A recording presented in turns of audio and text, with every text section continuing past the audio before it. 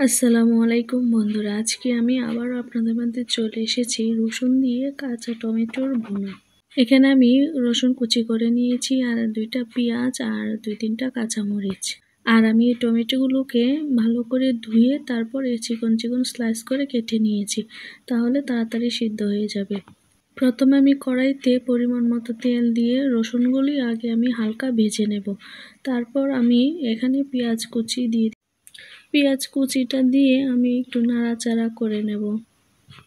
যখন পেঁয়াজ আর রসুনটা ভালো করে ভাজা হয়ে যাবে, তখন আমি তার মধ্যে দিয়ে দিব একটু পানি। পানিটা দিয়ে আমি অল্প অল্প করে মশলা দেব, কারণ পানির আগে মশলা দিলে মশলাটা পুড়ে যাবে। এখন আমি দিয়ে দিব 1/2 চা চামচ হলুদের গুঁড়ো, আর দিয়ে দিব 1 চা চামচ, আর দিয়ে দিব আমি 1/2 চা চামচের থেকে একটু কম ধনিয়া গুঁড়া আর পরিমাণ মতো লবণ। লবণটা দিয়ে আমি একটু নাড়াচাড়া করে মশলাটাকে মিশিয়ে নেব। মিশিয়ে নেওয়ার পরে এটাকে আমি কষিয়ে নেব মশলাটা। আমার মশলাটা প্রায় কষানো হয়ে গিয়েছে। মশলার থেকে যখন এরকম তেল বের হয়ে মশলাটা আলাদা হয়ে যাবে, তখনই আমি তার ভিতরে দিয়ে দিব আগে থেকেই ধুয়ে রাখা কাঁচা টমেটোটা দিয়ে আমি ভালো করে এটাকে নাড়াচাড়া করে মশলার সাথে মিশিয়ে নেব।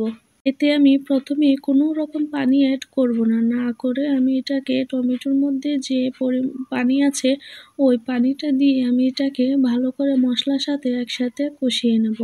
এখন আমি ওর মধ্যে দিয়ে দিব আগে থেকে 2-3টা কাঁচামরিচ কেটে রেখেছিলাম, ওই কাঁচামরিচটা যদি এখন দিই তাহলে কাঁচামরিচ থেকে যে ঝালটা বের হবে সেটা টমেটোর গায়ে ভালো করে বসে, আর তেলের মধ্যে দিলে ঝালটা বের হইতে চায় না। এখন আমি ঢাকনা দিয়ে ভালো করে এটাকে কষিয়ে নেব।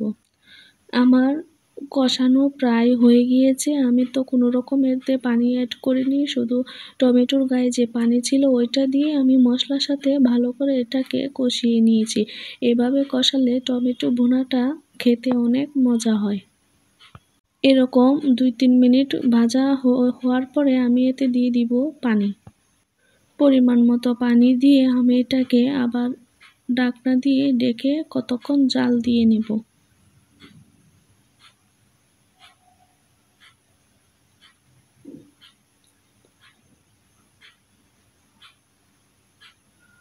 এতে যদি একটু বেশি রসুন দেওয়া হয় তাহলে ভাজি থেকে সুন্দর একটা ফ্লেভার আসে।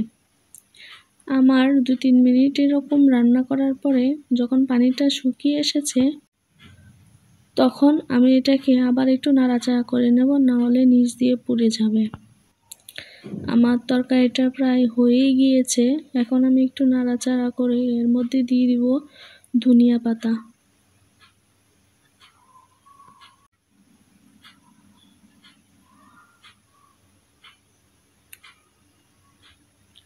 এখন আমি এর মধ্যে দিয়ে দিচ্ছি একটু, উপর থেকে ছড়িয়ে দিচ্ছি কাঁচা সরিষার তেল। যখন তরকারিটা হয়ে যাবে তখন যদি এরকম উপর থেকে কাঁচা সরিষার তেলটা দিয়ে একটু নাড়াচাড়া করে নেন, তাহলে একটু সরিষা ঘ্রাণ আসে ও খুব ভাল লাগে। আর দিয়ে দিব ধনিয়া পাতা। ধনিয়া পাতাটা দিলে তো আরও সুন্দর একটা ঘ্রাণ আসে, তখন ভাজিটা অনেক টেস্ট হয়।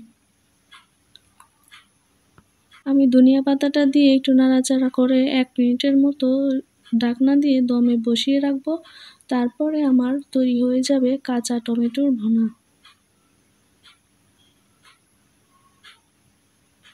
আমার ফাইনালি রেডি হয়ে গেছে ভুনাটা।